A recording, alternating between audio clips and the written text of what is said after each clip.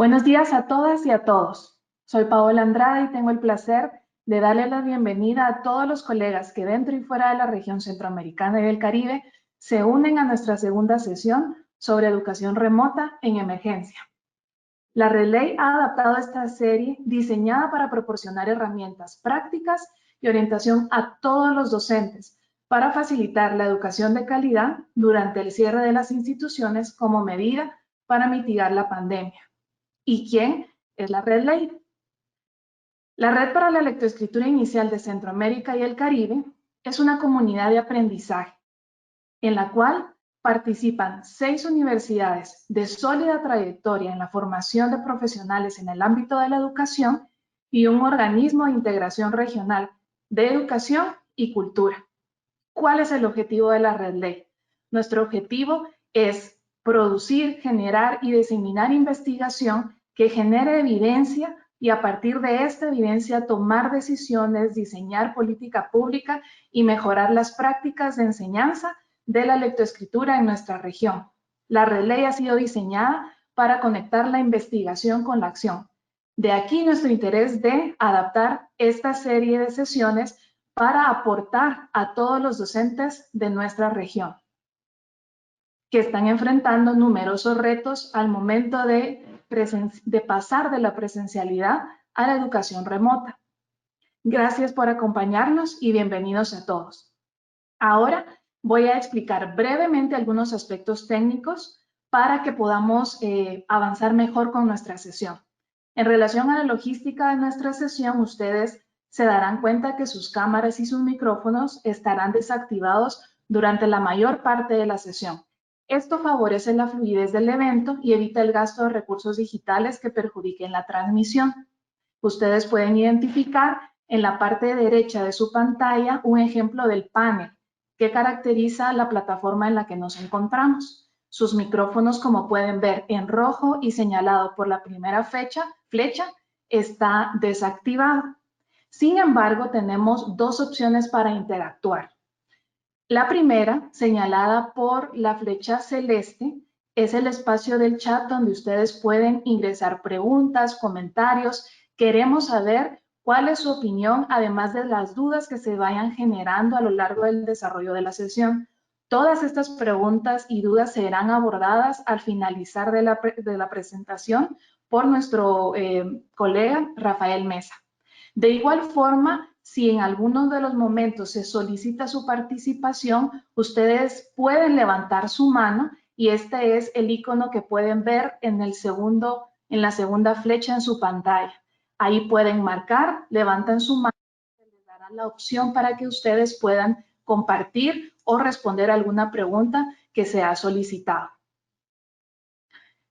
También tenemos otro momento de interacción o para compartir con ustedes. A estos momentos los hemos llamado sondeos.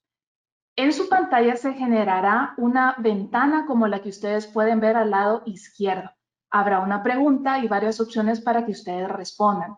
Lo que necesitamos es que ustedes hagan clic en la respuesta que consideren apropiada o adecuada según su experiencia y posteriormente, a unos 30, 45 segundos como máximo, aparecerá otra ventana, como la que ustedes pueden ver en la parte derecha de su pantalla, donde estarán las respuestas y a partir de esto generaremos otra discusión. Les agradecemos para participar en esta parte porque enriquece muchísimo la dinámica y la sesión, de manera de que también nosotros conocemos qué es lo que ustedes piensan y necesitan discutir a mayor profundidad. La sesión del día de hoy está enfocada en la selección del mapeo curricular y la selección de herramientas para la educación remota en emergencia. Como lo hemos mencionado en la sesión anterior y en las publicaciones que ustedes han visto, nos estaremos reuniendo todos los martes a las 9 de la mañana Centroamérica y 11 República Dominicana. Esta sesión estará desarrollada, como en la ocasión anterior, por nuestro colega Rafael Mesa, investigador y docente de educación superior de Nicaragua, colaborador de la Universidad Centroamericana en Nicaragua y también de la Red Ley. Gracias a todos por acompañarnos, bienvenidos y de nuevo, Por favor, incluyan todas sus preguntas en el chat para que más adelante podamos resolverlas. Gracias, Rafael, y bienvenidos a todos. Muchas gracias, doctora Andrade, por esta presentación, por indicarnos los aspectos técnicos y logísticos y para que podamos tener un momento ameno, agradable y que funcione de la mejor manera. Para mí es un gusto, es un honor, es un placer y es un privilegio poder estar aquí nuevamente con ustedes y compartir un poco estos elementos que son tan necesarios para estos tiempos de incertidumbre, de emergencia. Y bueno, ya saben ustedes cómo está el asunto. El día de hoy queremos desarrollar esta temática a partir de 5 puntos claves. Queremos empezar con una recapitulación de las ideas principales abordadas en la sesión anterior. Luego, queremos desarrollar ideas básicas sobre cómo adaptar la enseñanza a contextos de emergencia. Como punto 3, queremos dar algunas pautas y sugerencias para poder diseñar una secuencia de aprendizaje que genere desafíos y que se ajuste a estos contextos de emergencia, para luego discutir sobre la importancia de montar un aula virtual y por qué deberíamos montar esta y cómo debería estar montada, y finalmente tener un espacio de preguntas y respuestas para poder interactuar y enriquecer nuestras visiones. Bien, iniciemos entonces con la recapitulación de las ideas centrales de la sesión anterior. La vez pasada explicábamos que la ERT y la educación en línea se parecen un poco, pero hay una gran diferencia entre ambas, y es que la ERT o la educación remota en emergencia debe desarrollarse rápidamente para asegurarse que el aprendizaje se siga dando en un periodo específico en donde la situación nos dio una vuelta y ahora estamos enfrentando incertidumbre, estamos enfrentando una situación que no estaba prevista. Entonces, la ERT, a diferencia de la educación en línea, es una solución alternativa, momentánea, tiene que estar pensada para resolver de forma rápida y tiene que estar ubicada en el corto y en el mediano plazo. Básicamente lo que la ERT quiere es mantener el continuo de aprendizaje durante ese breve momento en el que estamos alejados del espacio o de la interacción física. También abordamos los elementos esenciales, o los criterios esenciales a considerar al momento de diseñar clases basándonos en los criterios de la educación remota en emergencia. Hablábamos sobre los contenidos y los materiales que tienen que reducirse a lo esencial, a lo más fundamental, darle prioridad a aquello que tiene que estar enseñado y presentarse en distintos materiales, en distintos formatos, para poder facilitar ese acceso a ese contenido. Hablábamos del contexto y cómo es importante presentar la teoría enmarcada en unas problemáticas reales, problemáticas del mundo, que había que enfocar el problema de aprendizaje a partir de preguntas que sean orientadoras y sobre todo la importancia de estar evocando constantemente los conocimientos previos y el contexto de los estudiantes.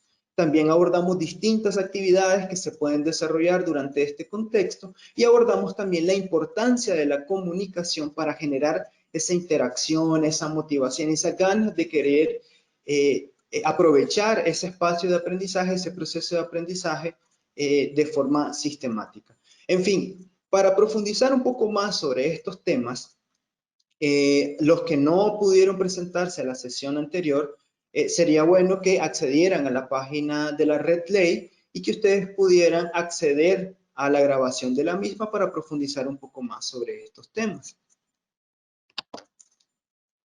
Quisiera entonces comenzar con el primer sondeo, que está basado básicamente en los aspectos de la sesión pasada.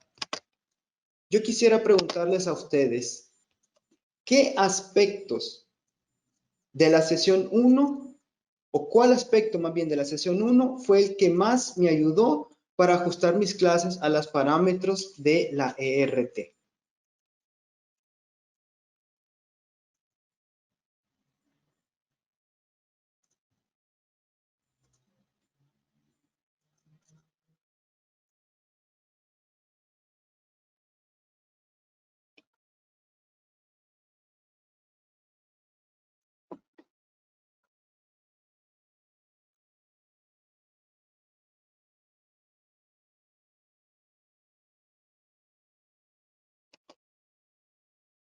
Bien, miremos los resultados. El 36% de ustedes considera que lo que más les ayudó es el criterio para la selección de contenidos, seguido muy de cerca del diseño de actividades. Muy bien, muchas gracias. Para nosotros es importante saber cuáles son los elementos que ustedes sienten que les están funcionando para poder enseñar de mejor manera durante estos tiempos. Así que muchas gracias por sus comentarios y recuerden también que hay que tener mucho cuidado en la forma en cómo seleccionamos los materiales y en las formas en cómo proporcionamos ese espacio de comunicación e interacción constante. Bien, sigamos.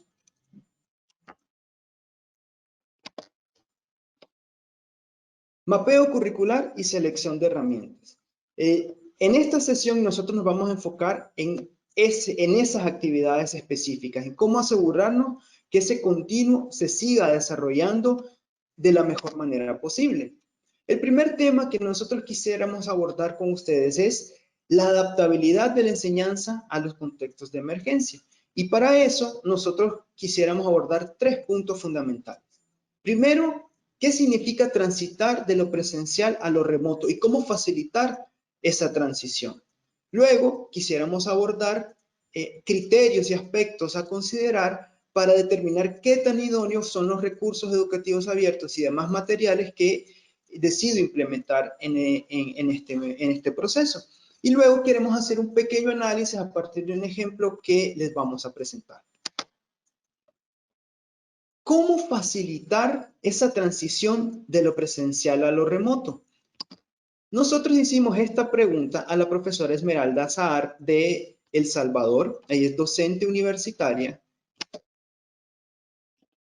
Y ella fue muy amable en compartirnos a nosotros su testimonio, el cual compartimos ahorita.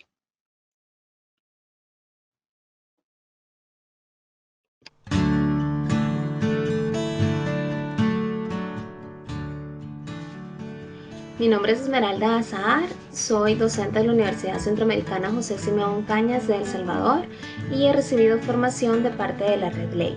En esta ocasión me han consultado sobre cuáles han sido mis retos y desafíos referente al cambio de educación presencial a educación remota.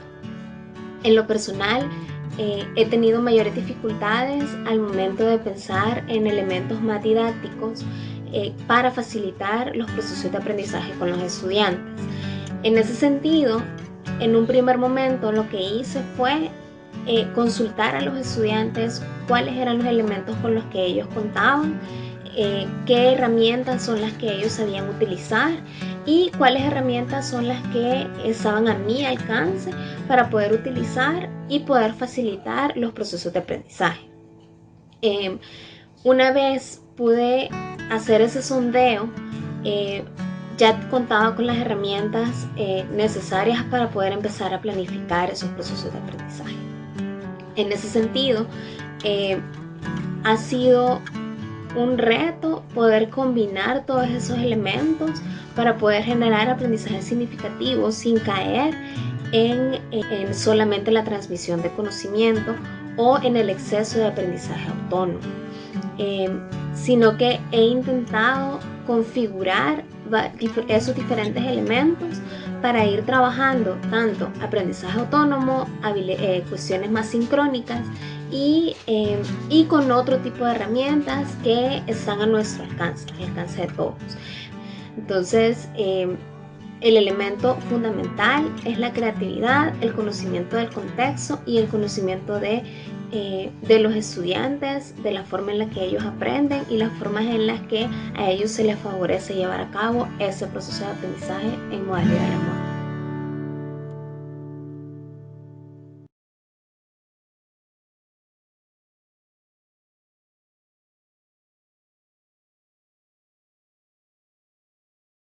Bien.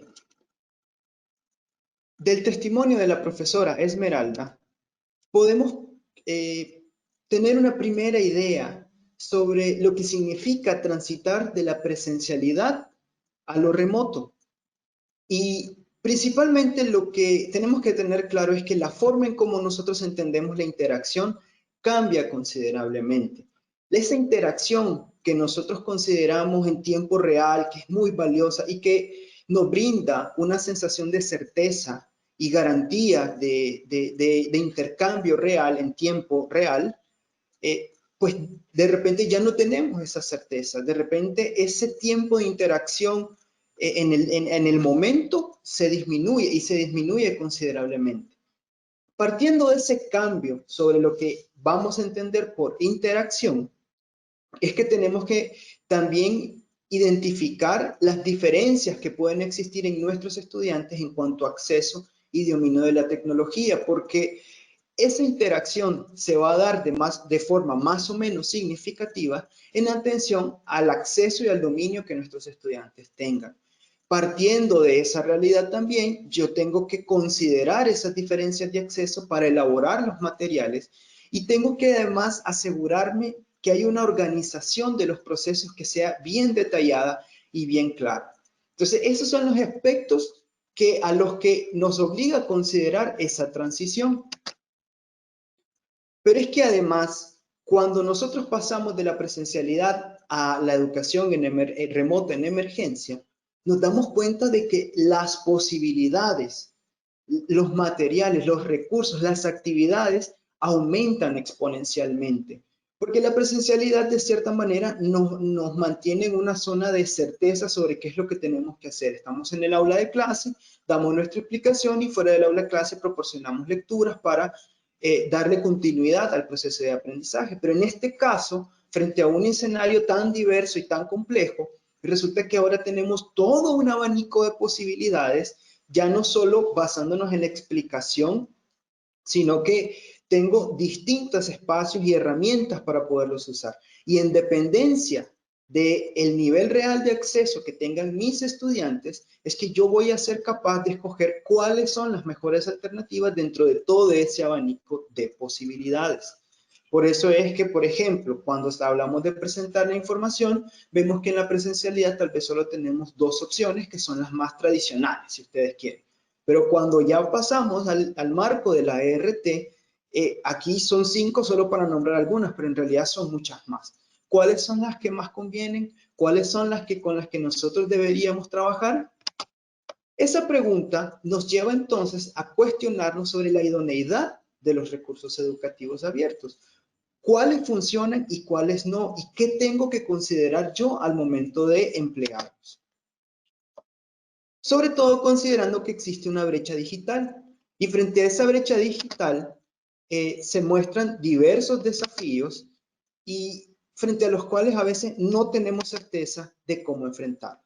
Nosotros le hicimos esta pregunta a la profesora Ania Colón, que si bien es cierto, ella no es docente universitaria, su experiencia como en su campo laboral nos ha permitido dimensionar las complejidades para hacer frente a esa brecha digital. Entonces, les comparto.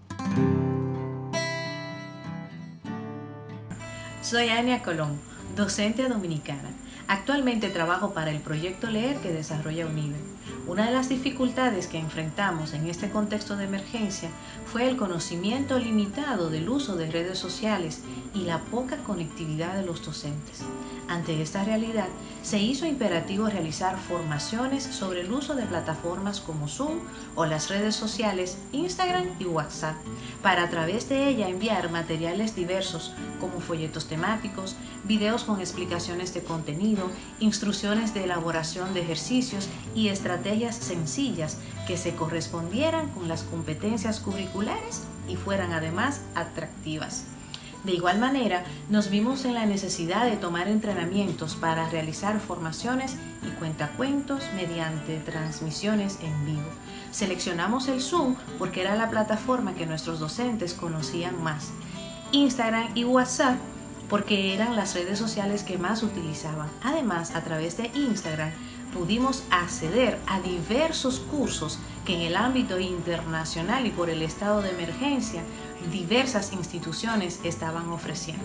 El Cuentacuentos ha sido una iniciativa de grandes retos por lo antes expuesto, pero indudablemente una estrategia que ha permitido, por un lado, incentivar la creatividad de nuestros docentes, dimensionar la narración como un medio para educar en valores y retomar historias del contexto y la tradición dominicana.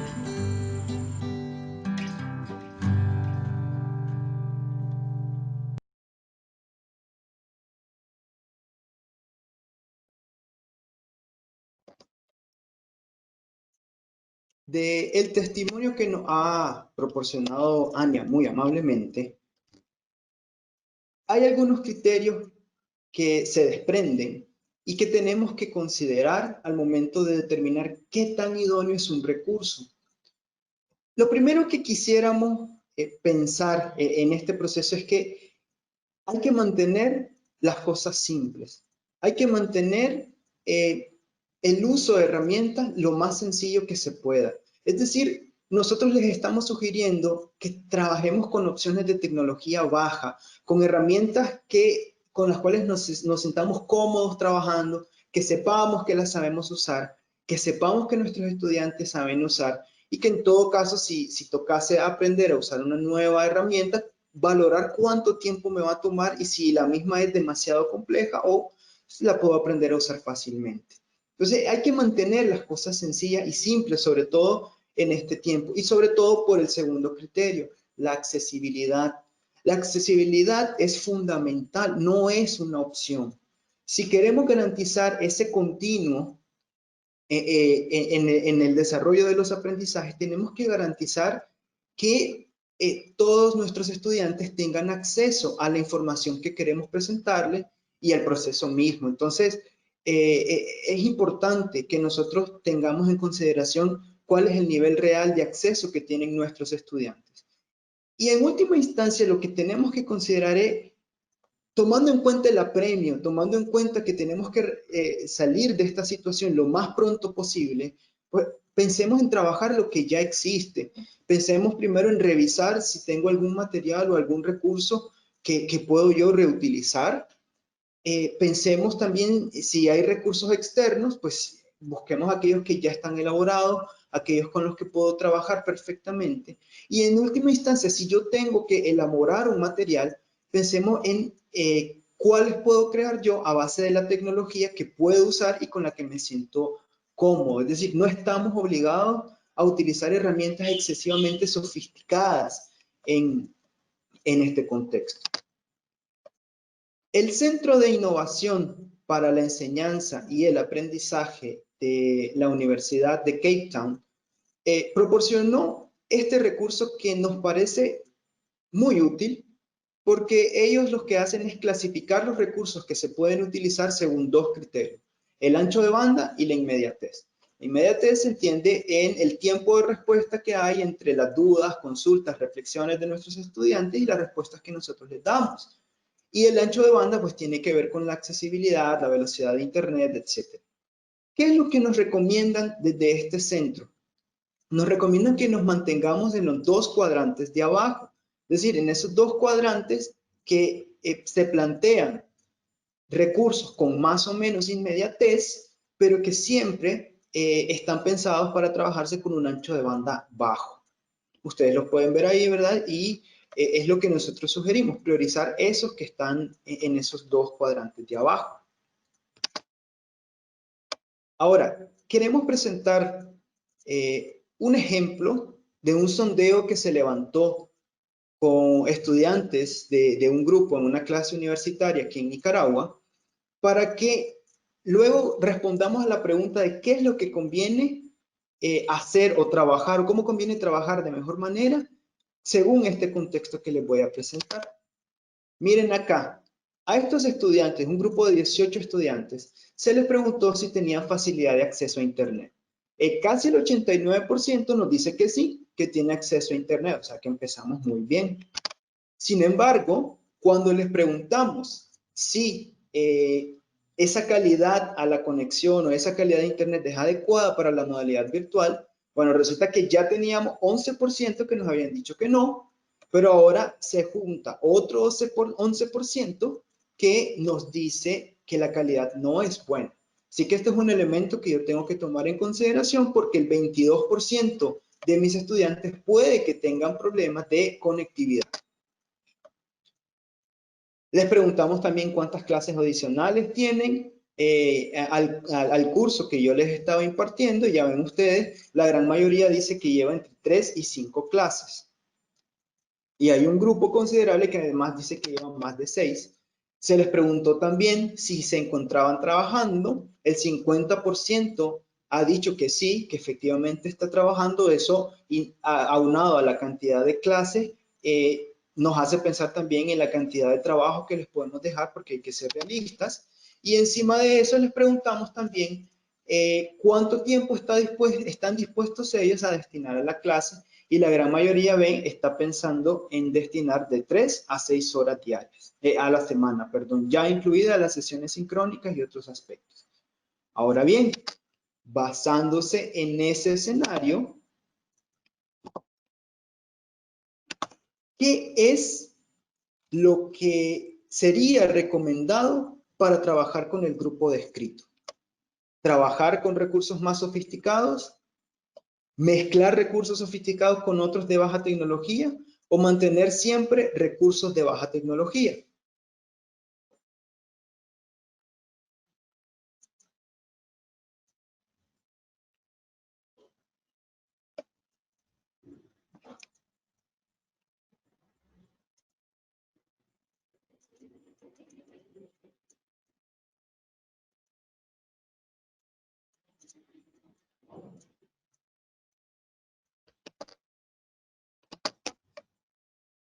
Ok, miren qué interesante. La gran mayoría de ustedes dice que hay que mezclar recursos sofisticados con otros de baja tecnología. Eso sería lo ideal si no estuviésemos en un contexto de emergencia. Obviamente es lo que más deseamos, ¿no? Individualizar la educación y el currículo lo más que se pueda. Pero considerando el contexto en el que nos encontramos y considerando las dificultades en las que estamos actualmente, yo me inclinaría más por la tercera opción, mantener siempre recursos de baja tecnología, precisamente pues por lo apremiante de la situación y porque tenemos que encontrar la forma de resolver las diferentes situaciones imprevistas de forma rápida y eficiente. Muy bien, muchas gracias. Entonces, vamos a seguir. Aquí nosotros les compartimos una serie de herramientas que pueden ser de mucha utilidad para distintos aspectos. Son todas herramientas de baja tecnología. Si quieren entrar a profundidad en ellas y ver cómo se podrían trabajar, todas estas herramientas están colgadas en la página de RedLay para que ustedes las visiten y puedan profundizar sobre este tema. Bien, llegados a este punto, una de las cuestiones sobre las que nos gustaría enfatizar es que el hecho de que nosotros hablemos de que hay que mantener la tecnología lo más sencillo posible, mantener las cosas sencillas, no es señal o no es sinónimo de decir de que no deberían existir desafíos. Tienen que haber desafíos de aprendizaje, tenemos que generar aprendizaje significativo. Lo que estamos diciendo es que la tecnología o la brecha digital no debería ser una barrera para poder generar eso. Entonces, teniendo eso en mente, queremos compartir con ustedes algunos criterios para diseñar las secuencias, un modelo instruccional base para organizar nuestras rutas de aprendizaje y queremos presentarles a ustedes el aprendizaje invertido como enfoque estratégico también para presentar las actividades y aprovechar de mejor manera el tiempo que tenemos para después presentarles un pequeño ejemplo comentado. Entonces, ¿cuáles son los criterios para diseñar una secuencia de aprendizaje? Lo primero que tenemos que tener claro es que una secuencia de aprendizaje es una ruta de aprendizaje de la cual sus estudiantes podrán, digamos, encontrar diferentes desviaciones, pero a la larga todos tienen que tener claro a dónde van a iniciar, a dónde van a terminar y cuál es la ruta que está pensado para ellos en ese sentido. Por ende, esa ruta de aprendizaje sí efectivamente va a variar según los intereses, las necesidades de aprendizaje, las motivaciones que tengan sus estudiantes, pero sí tiene que ser explícita, sí tenemos que saber cuál es la ruta que vamos a transitar. Pero además de eso, esa ruta de aprendizaje tiene que generar en mis estudiantes la capacidad de seguir aprendiendo. Tiene que generar, desarrollar habilidades, tiene que desarrollar competencias. Como dice acá, tenemos que construir esa capacidad de aprendizaje, tenemos que cultivar esas rutinas de pensamiento, o sea, tenemos que desarrollar en nuestros estudiantes métodos de pensar, de analizar, de razonar, reflexionar, evaluar, pero también tenemos que estar constantemente evocando y recuperando y haciendo conexiones con los conocimientos previos que tienen nuestros estudiantes. Ahora bien, ¿cuál es el modelo base que nosotros proponemos para construir estas rutas de aprendizaje? Aquí nosotros les estamos presentando un modelo instruccional que está diseñado en 3 etapas: modelaje, práctica guiada y práctica autónoma. La lógica acá es que gradualmente nosotros podamos trasladar nuestras responsabilidades como docentes o las responsabilidades del aprendizaje a nuestros estudiantes. Y esto es algo que se tiene que hacer progresivamente. Por eso es que tenemos las 3 etapas.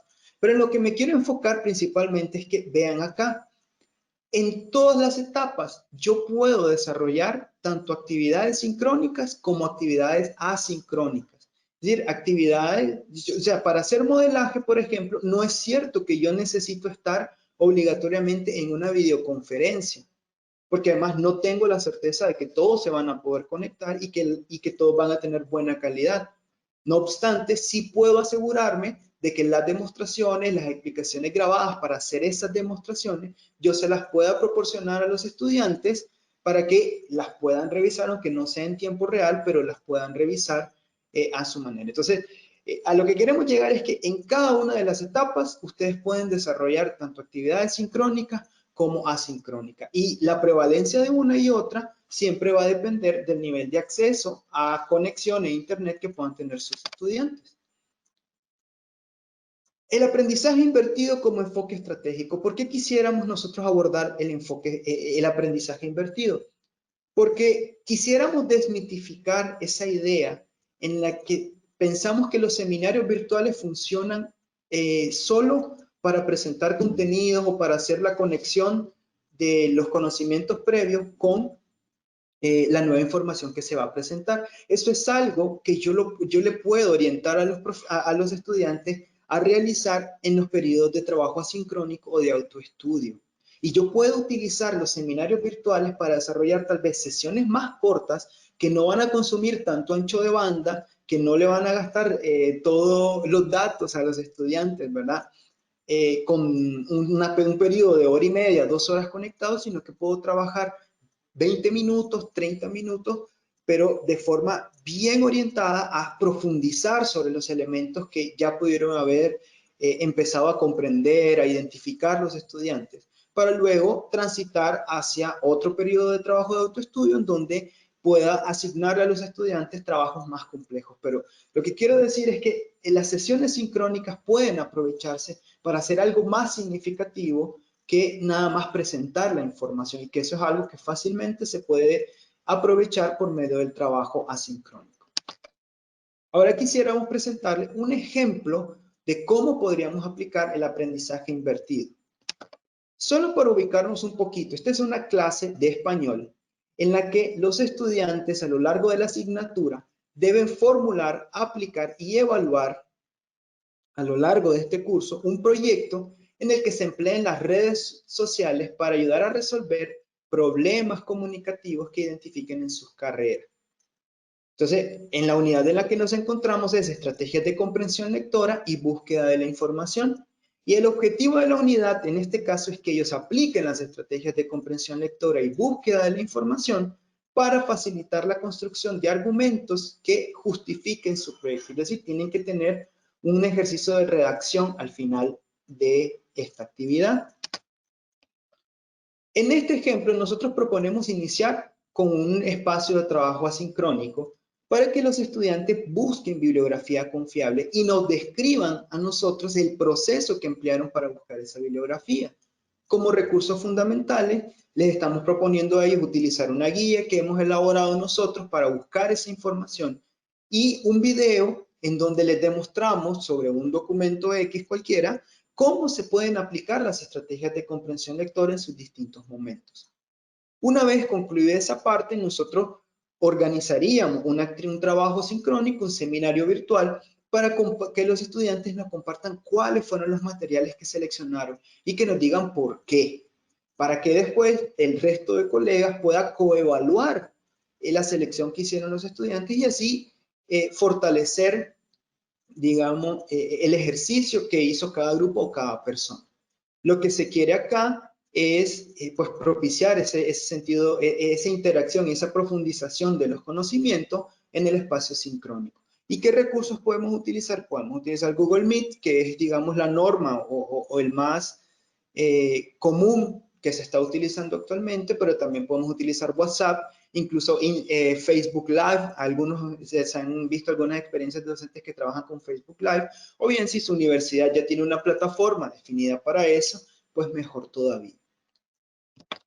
Una vez que hemos terminado ese pequeño espacio sincrónico, podemos proceder entonces a otro espacio de trabajo sincrónico con actividades un poco más complejas. Aquí les pedimos a nuestros estudiantes que ya redacten su propuesta colectiva, que compartan esa justificación en el foro y que comenten las propuestas que pudieron haber hecho los demás.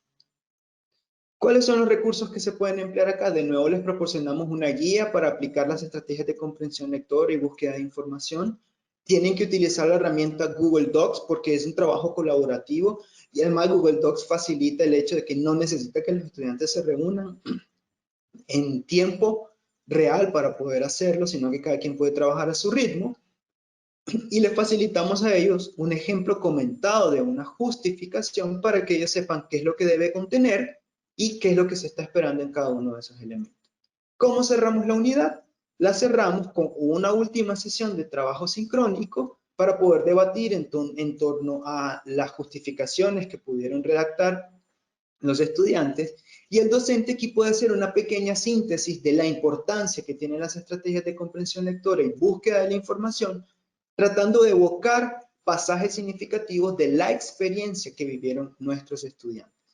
Si no se pueden realizar trabajos sincrónicos, podemos potenciar el uso de los foros. No va a ser en tiempo real, puede ser, pero eso no le quita que pueda ser significativo.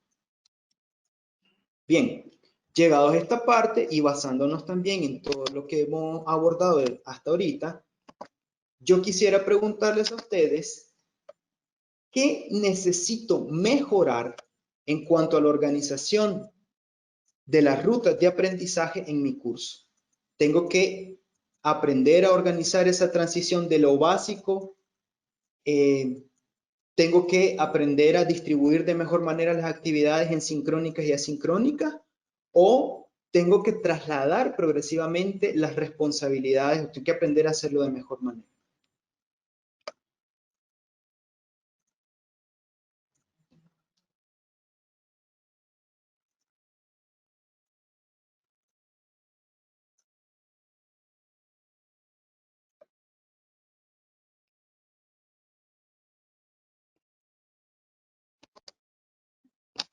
¿Ok? Qué interesante. Bien, miren acá, la gran mayoría de ustedes considera de que lo que tienen que aprender a desarrollar de mejor manera es distribuir las actividades en sincrónicas y asincrónicas.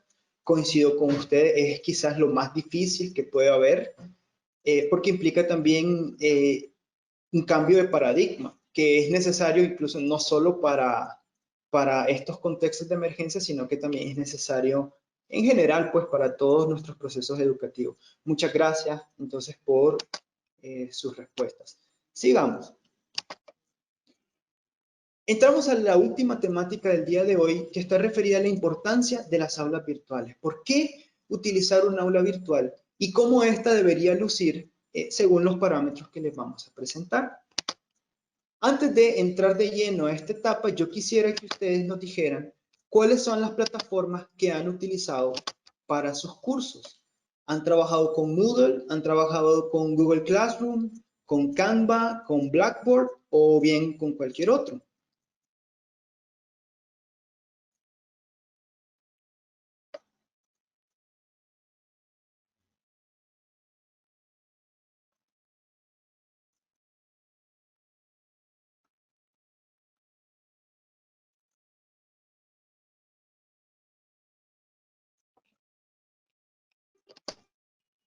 Bien.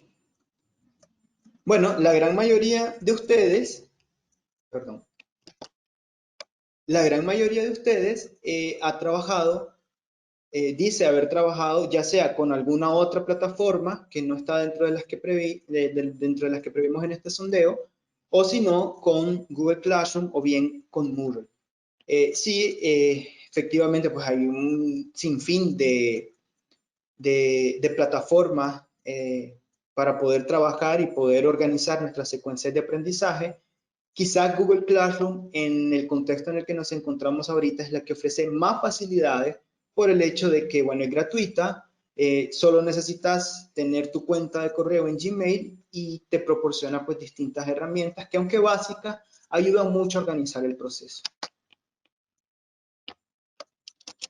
Entonces, basándonos en esta idea, ¿por qué tenemos que utilizar una plataforma virtual? Bueno, hablamos durante los últimos minutos de la importancia de las rutas de aprendizaje. Las plataformas virtuales nos ayudan a hacer visibles esas rutas de aprendizaje. Sobre todo, tal vez no tanto para nosotros, porque nosotros las diseñamos y sabemos hacia dónde van dirigidas, pero para nuestros estudiantes saber precisamente cuál es la ruta que ellos van a transitar a lo largo de su clase. Y entonces, para hacer visible esa ruta de aprendizaje, yo tengo que organizar la información y los recursos según las actividades que quiero trabajar.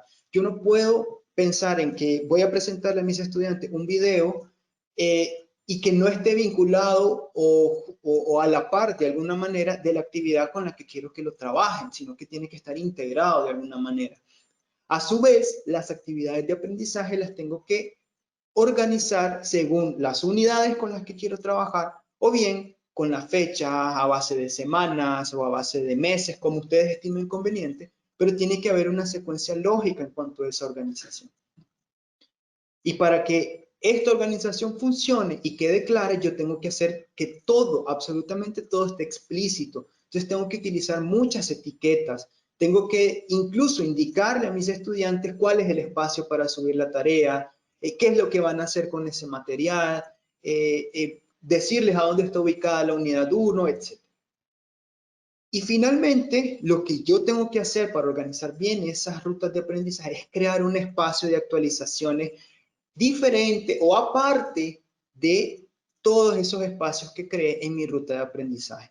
Hablamos de actualizaciones del tipo cambios de fechas, cambios generales emanados de la universidad, en fin, aspectos que tal vez no están directamente vinculados con el desarrollo de la clase, pero que es importante que los estudiantes sepan. Y para no confundirlos, lo mejor es siempre crear un espacio específico para hacer esas actualizaciones. Ahora, este es el ejemplo que les vamos a presentar ahorita. Ustedes pueden acceder a él porque se creó un Google Classroom para toda esta serie. Y ustedes pueden verlo con mayor profundidad si acceden a la página de Red Lake. Pero solo para que tengamos una idea. Miren acá las facilidades que me proporciona Google Classroom. Aquí yo puedo tener en el tablón el espacio en donde quiero hacer las notificaciones, los mensajes. Esto es más o menos como el interfaz que se da con la plataforma Facebook. Entonces se va publicando la última notificación que se hace en tiempo cronológicamente. Tengo este espacio de trabajo de clase en donde yo puedo organizar mis unidades y los materiales según estas unidades. Aquí las personas, yo puedo ver las listas de mis estudiantes y puedo llevar también registro de mis calificaciones, algo que es fundamental, ya todos lo sabemos. Miren acá cómo se miraría. Tengo aquí todo ordenado, organizado, según las sesiones. De momento llevamos solo 2 sesiones. Tengo acá organizado todo lo que tiene que ver con la sesión 1 y todo lo que tiene que ver con la sesión 2. Y miren acá, en la sesión 1 yo tengo la grabación, los recursos que se mencionaron en la sesión, así como acceso a recursos adicionales. Todo bajo una misma sección para evitar que haya confusión por parte de los estudiantes. Y miren acá, me da también la posibilidad de generar guías o rúbricas para calificar y para evaluar. Por ejemplo, aquí nos inventamos un ensayo sobre la introducción a la ERT y pues pudimos poner el puntaje en cada uno de los espacios y cuál sería en todo caso los criterios con los cuales nosotros podríamos evaluar. Entonces, si no están utilizando una plataforma virtual, les sugerimos que trabajen. Y si no tienen acceso a una, entonces traten de potenciar de mejor manera el Google Classroom. Hay muchísimos tutoriales y muchísimos recursos que se pueden utilizar para aprender a dominar esta herramienta. En fin, esto es todo lo que queríamos compartir con ustedes el día de hoy. Ha sido para mí un gusto, un placer poder compartir esto. Y solo quiero recordarles pues que estamos siguiendo con esta iniciativa el próximo martes a las 9 de la mañana, hora de Centroamérica, y 11 de la mañana de República Dominicana. Vamos a tener nuestra tercera sesión virtual referida a la comunicación y la interacción, es decir, cómo podemos generar nosotros esos vínculos afectivos y esos procesos de comunicación constante para mantener la motivación, mantener una participación activa. En fin, va a ser muy interesante y esta va a estar a cargo de nuestro colega Daniel Sojo. Entonces, sin más, Paola, yo creo que le cedo la palabra. Muchas gracias, Rafael. Gracias por la excelente presentación y a todos nuestros colegas que han participado en los sondeos y nos han hecho reflexionar sobre algunos temas muy importantes sobre la educación remota de emergencia. Ahora vamos a tener un momento para resolver dudas, para lo cual también les pedimos que agreguen en el espacio de preguntas sus comentarios, preguntas, dudas, para que Rafael nos pueda responder y nos ayude también a reflexionar sobre estos temas tan importantes. Tenemos una pregunta. Celeste Álvarez desde Honduras nos pregunta: ¿qué hacer cuando un buen porcentaje de los estudiantes no manejan las acciones básicas de las plataformas virtuales, por básicas que sean? ¿Qué recomendaciones, cuál es la ruta o cuál sería la toma de decisiones que debería guiar la acción del docente? Ok. Básicamente la pregunta es qué hacer cuando no hay un manejo mínimo, ¿no? de los recursos, aunque sean los más básicos. Bueno, ahí tiene mucho que ver con...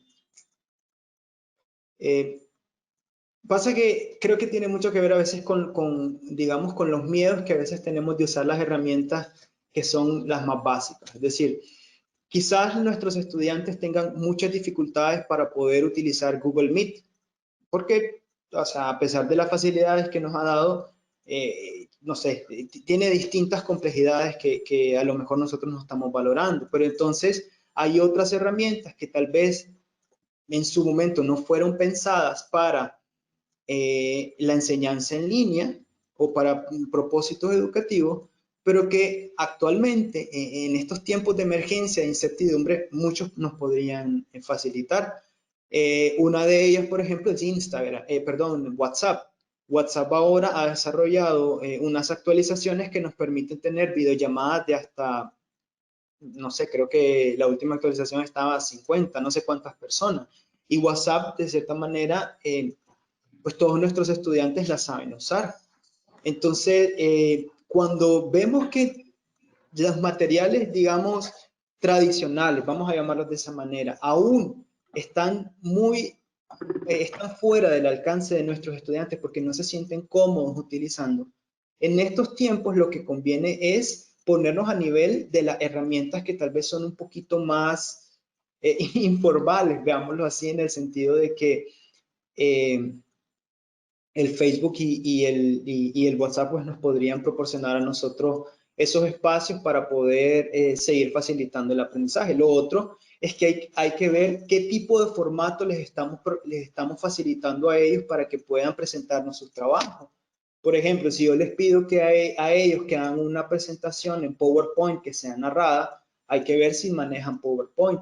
pero tal vez yo podría solicitarles a ellos que se graben en un video sencillo y que me faciliten a mí ese video. O sea, tal vez no es lo mismo que una presentación grabada, pero es decir, si yo logro determinar mis criterios de evaluación de forma ajustada, de forma correcta, y yo logro ver que lo que ese estudiante me transmite en términos de lo que entendió y lo que comprendió de la lección, pues yo creo que el video, aunque sea en un formato bastante sencillo, puede ayudarnos a nosotros a resolver esos problemas.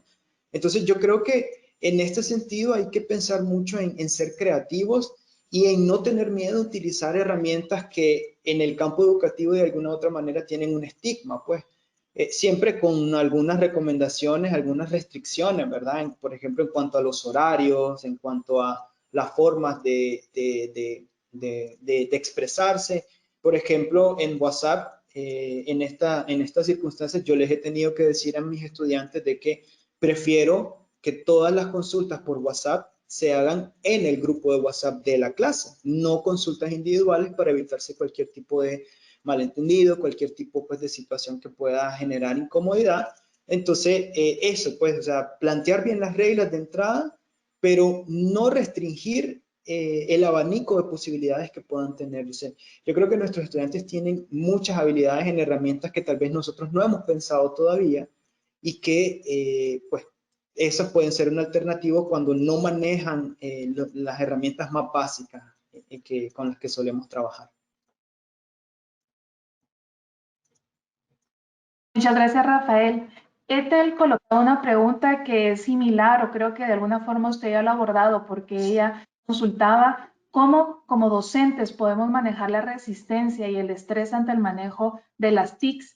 Realmente no está indicado tanto si va hacia el docente o hacia los alumnos, pero no sé si hay algo que quisiera abordar, porque ella ha mencionado esta palabra, resistencia y estrés, que ya usted lo abordaba, pero no sé, ¿hay algo más que quisiera comentarnos sobre esto?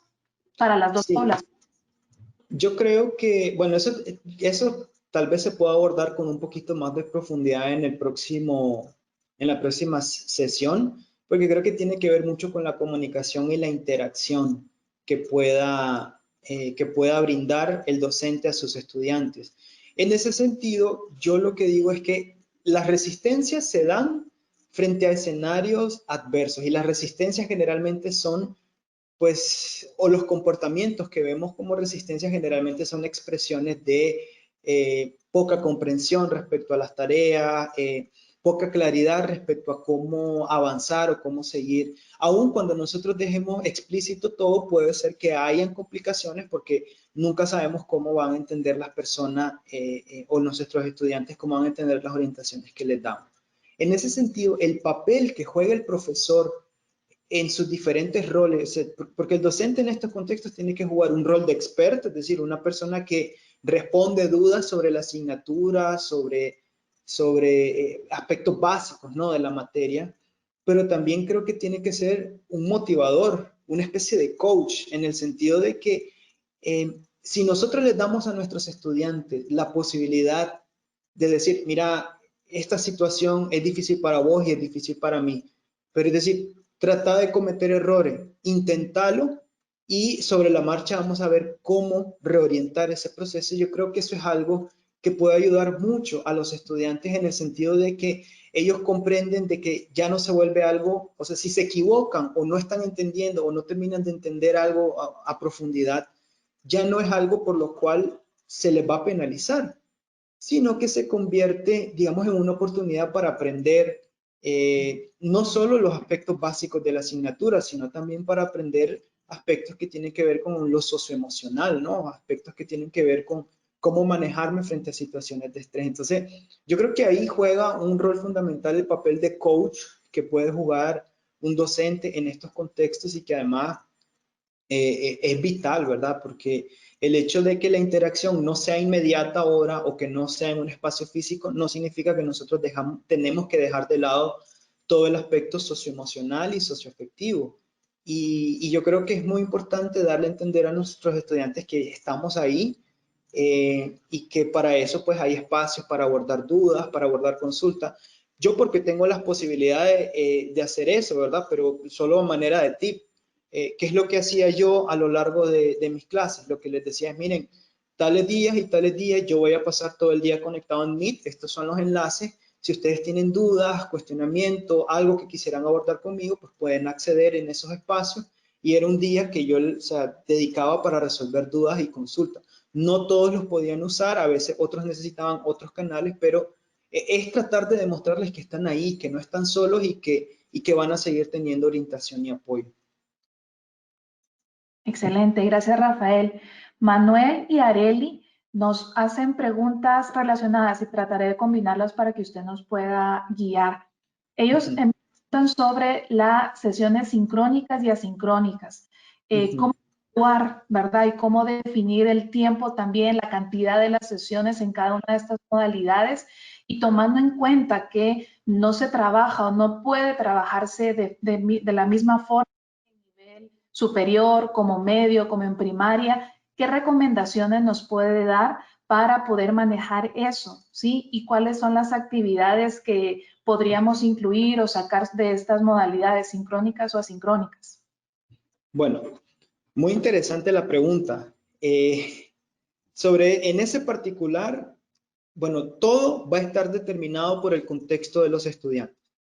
En la medida que tengan más o menos acceso a conectividad, a internet, y en la medida que ellos se sientan a gustos con el manejo de las tecnologías, eso es lo que nos va a determinar qué tan sofisticados nos podemos poner.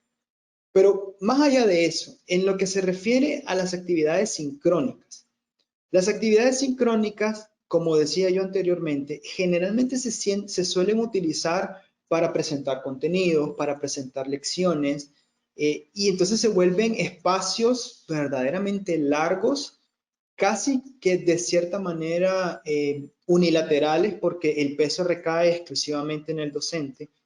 Y hay que ser claro, no todos los estudiantes pueden conectarse en los horarios definidos y pasar, digamos, 1 hora y media o 1 hora conectado a una sesión sincrónica.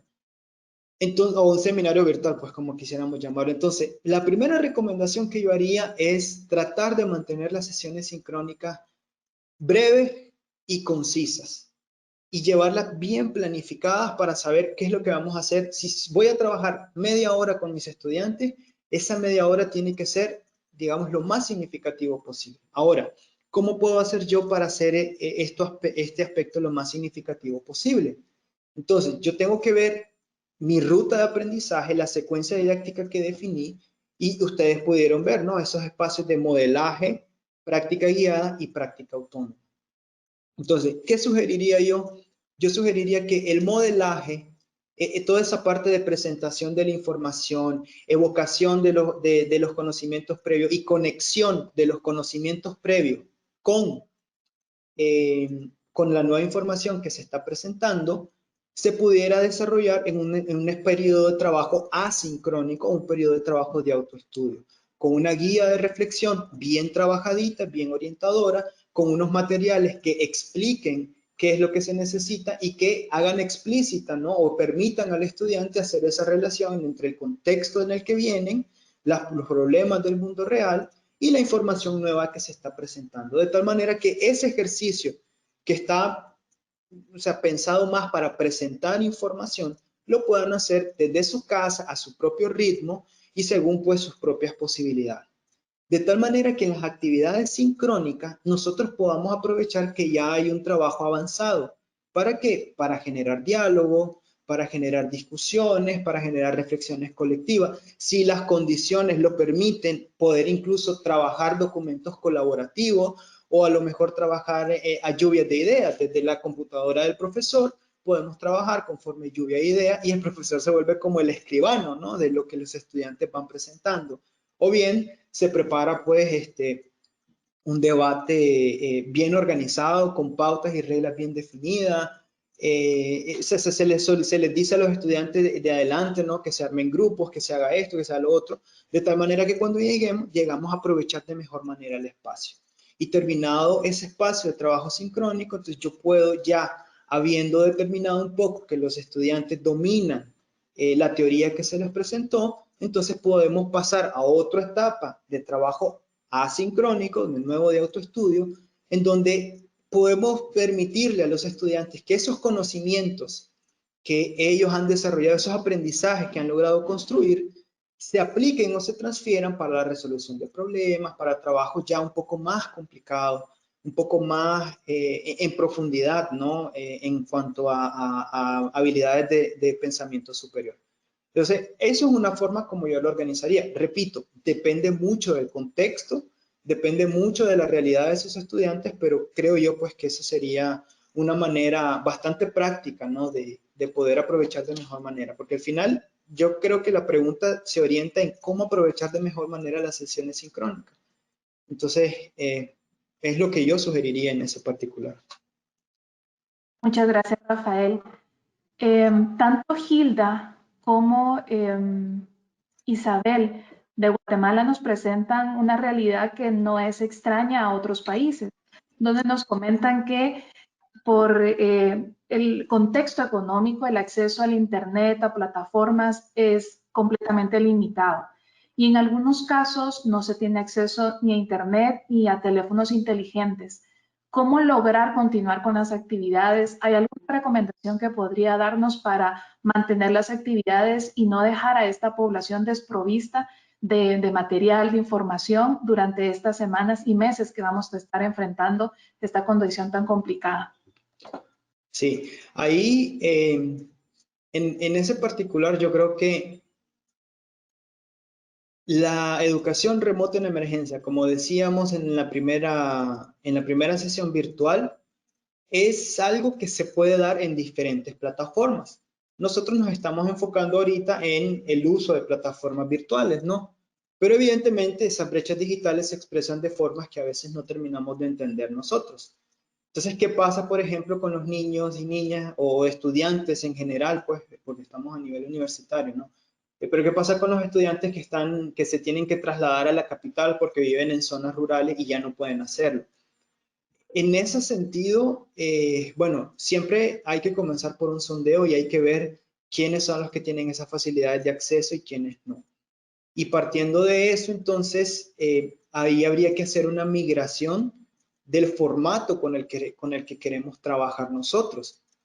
Es decir, si antes yo estaba pensando en trabajar con videos de YouTube, a lo mejor ahora tengo que pensar en utilizar programas de radio o programas de televisión, o bien ver cómo se puede vincular a la comunidad con ese tipo de actividades, ¿no? Y encontrar las formas para encontrar diversos formatos para expresar los aprendizajes. Es decir, es una temática bien complicada, pues porque implica hacer esa migración de formato, ya no algo meramente virtual, sino que encontrar otros tipos de tecnologías con las que se puedan trabajar. Y hay experiencias documentadas muy exitosas sobre, por ejemplo, el uso de la radio o el uso de la televisión para hacer que el aprendizaje continúe por medio de guías de aprendizaje que pues están diseñadas en papel, ¿no? Y que tratan de orientar el proceso y utilizar los recursos que están al alcance. Entonces, en ese particular, lo que hay que pensar en hacer es trasladar esos formatos, o trasladar pues de un formato virtual a otro quizás un poco más accesible y pensar en los recursos que pueden existir en estas localidades y aprovecharlos al máximo.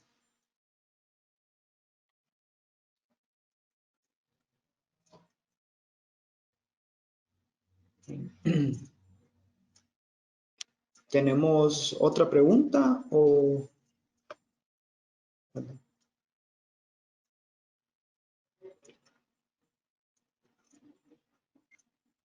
Daniel, hay otras preguntas. Parece que Paula está congelada.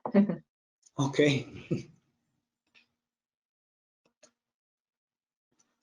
Claro. La pregunta de Delia Fajardo dice: hola, muchas gracias por esta formación. Quisiera, por favor, si pueden explicar con un ejemplo el cuadro de cuadrantes, ancho de banda e inmediatez. Ok. Sí.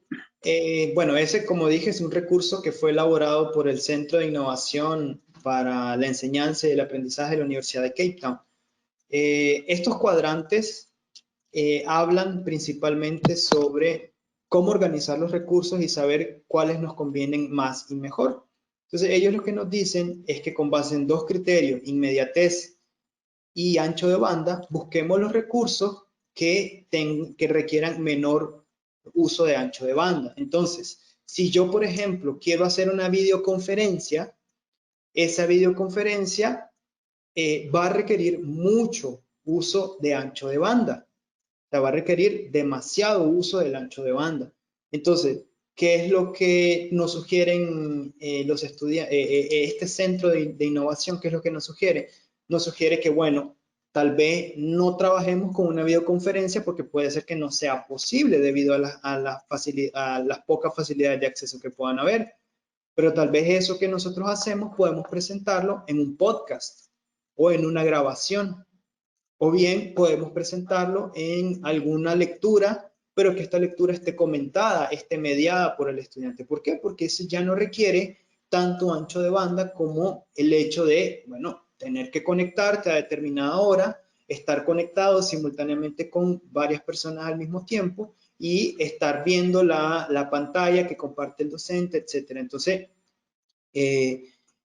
básicamente eso es lo que nos dicen, ¿verdad? De que si nosotros podemos evitar en la medida de las posibilidades, o más bien no evitar, sino si nosotros podemos potenciar el uso de recursos que no requieran mucho ancho de banda, que no requieran mucho internet, es mejor, pues, porque imagínense una persona que solo tiene acceso a 2 o 3 megas por segundo. ¿Cuánto le va a costar a esa persona, digamos, no sé, acceder a la videoconferencia y cómo la va a estar recibiendo? ¿O cuánto le va a costar a esa persona descargar la grabación de esa videoconferencia? Entonces, lo que nos sugieren es, bueno, podemos grabar un podcast, porque el podcast solo es el audio como tal. Y el audio puede ayudar en muchos sentidos. O podemos descargar, como decía anteriormente, una lectura que esté comentada y que esa lectura pues se pueda utilizar.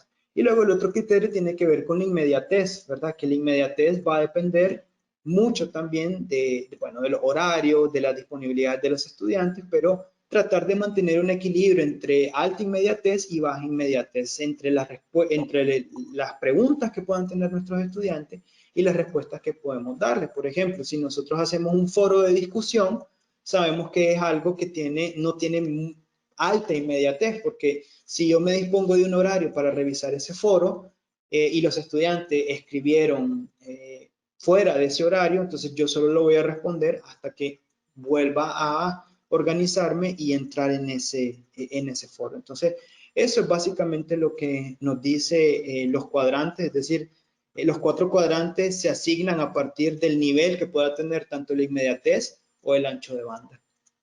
Y según ahí usted puede organizar los recursos, pero en este contexto, repito, la prioridad sería trabajar con recursos que no requieran mucho ancho de banda. Excelente. Muchas gracias, Rafael. Tenemos unos minutos para resolver algunas preguntas también de los colegas que están todavía en la sesión y les agradecemos. Si quieren participar, pueden subir la mano en el panel que está a la derecha, en el icono donde hay una mano con una flecha marcada hacia arriba, si quieren participar y hacer su pregunta directamente al panelista. Hola, buenos días. Buenos días. Muy interesante la capacitación. Mi pregunta es referente a los sondeos, ¿cómo hacen para poder proyectar estas preguntas y que inmediatamente le salga el resultado ahí proyectarlo en la diapositiva? ¿Dónde lo elaboran anticipadamente o cómo?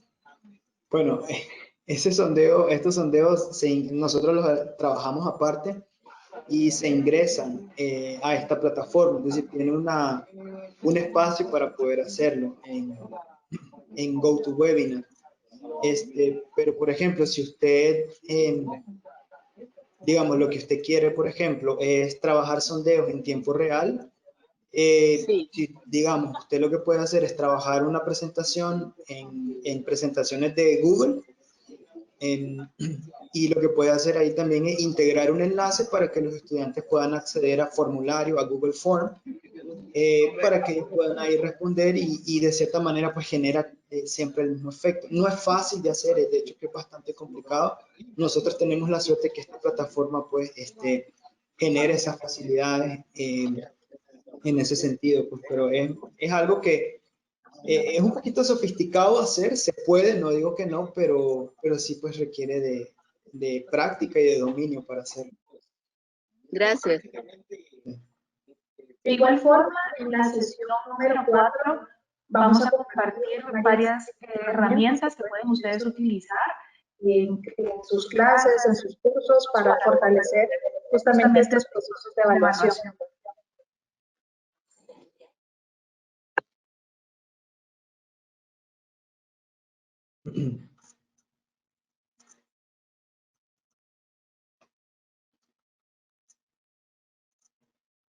Bueno,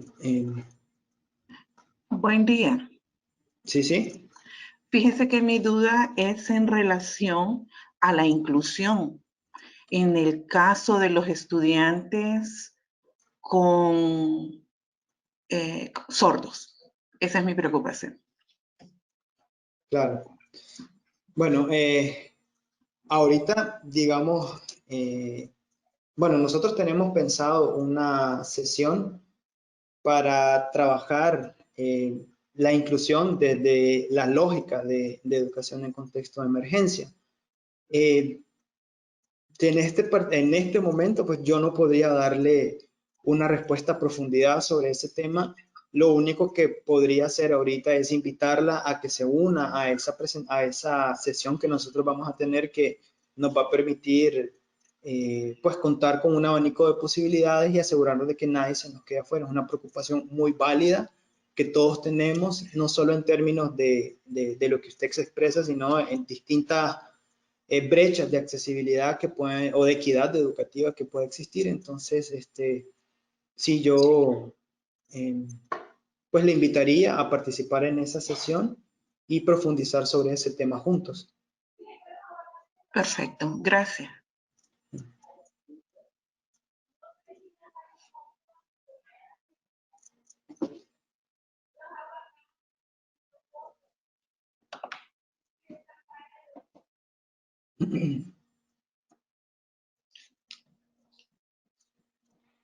Mi duda va más que todo,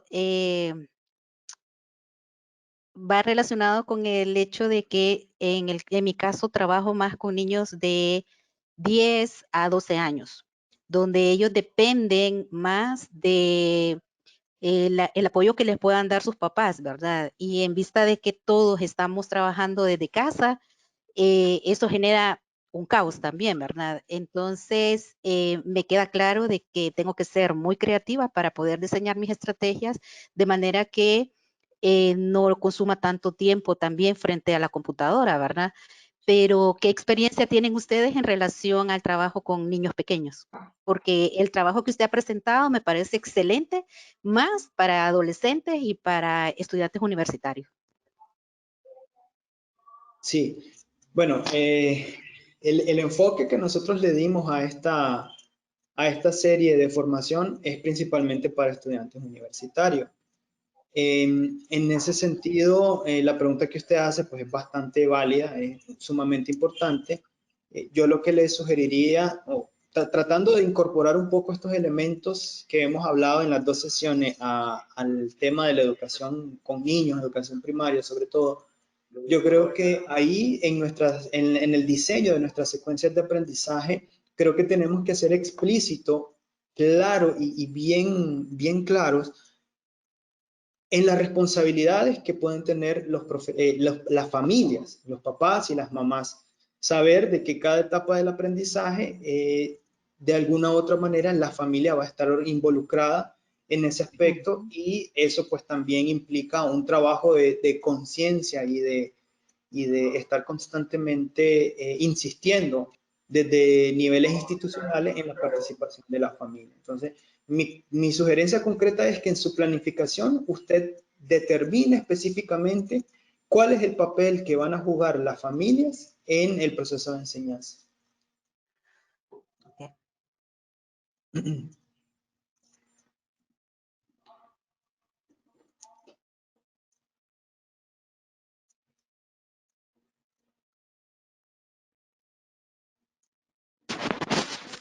Buenos días, ¿me escuchan? Sí, buenos días. Lo escuchamos, adelante. Bueno, les saludo desde Quetzaltenango, Guatemala. Mi pregunta es, ¿qué criterio puedo utilizar para establecer que una herramienta es pedagógica, es edagógica o andragógica? A mí me ha estado costando la selección porque algunas son muy pedagógicas, otras son andragógicas. Entonces, ¿qué criterios podría utilizar para determinar eso? Bueno, mire, eso varía, ¿no? En cada persona. Por ejemplo, yo soy mucho de trabajar, por ejemplo, utilizando memes. Por ejemplo, porque, a ver, originalmente los memes no están pensados para educación. No obstante, tienen un contenido informativo que a lo mejor para mí es valioso en cuanto al desarrollo de alguna actividad. Entonces, yo creo que el principal criterio en ese caso para determinar el recurso que usted quiere utilizar es qué tanto puedo yo extraer de información de este documento y qué tanto puedo optimizarlo para desarrollar aprendizaje, desarrollar actividades de aprendizaje. Si es un documento tan básico como un video o un artículo o un cuento, lo que sea, usted logra diseñar distintas actividades de aprendizaje partiendo de ese único material, entonces yo creo que es un material que es perfectamente válido para utilizarlo, más allá del formato que se encuentre o más allá de si se ajuste, ¿no?, a lo que entendemos por pedagógico o no pedagógico. Muchas gracias, Rafael. Gracias a todos los colegas que nos han acompañado. Sus preguntas nos enriquecen muchísimo, nos ayudan a tomar también mejores decisiones como red. Y para esto quiero comentarles que, como dijo Rafael, nuestro primer acercamiento para esta serie de sesiones para apoyar a la educación remota de emergencia sí fue diseñada para aportar principalmente a docentes de educación superior y también docentes que se encuentran en nivel medio o inclusive básico. Pero estamos también trabajando en el diseño de otras propuestas para también aportar a la educación en nivel primario y preescolar, que es clave y necesario también reconocer más herramientas, poderlas utilizar y apoyar a esta población que sin duda necesita también mucho apoyo y seguimiento debido a muchísimas de las limitaciones que ellos podrían tener y sobre todo el apoyo que requieren especializado y el acompañamiento de familiares. Entonces, estaremos compartiendo con ustedes información sobre esta serie y las siguientes sesiones que vamos a estar desarrollando. Como siempre, queremos agradecer a nuestros colegas de OER África y Andrew Moore, nuestro asesor, colega y autor de esta iniciativa, por confiar en la Red Ley y darnos la autorización para hacer esta adaptación. Todos pueden acceder a las grabaciones, presentaciones y recursos extras que hemos generado para ustedes en nuestra página, como pueden ver en el link que aparece en su pantalla. Entonces, muchísimas gracias por el apoyo, por compartir y por enriquecernos también. Nos vemos el próximo martes, el martes 9 a las 9 de la mañana, hora de Centroamérica y 11 de República Dominicana. A todos un fuerte abrazo y éxito en todas sus actividades. Feliz día.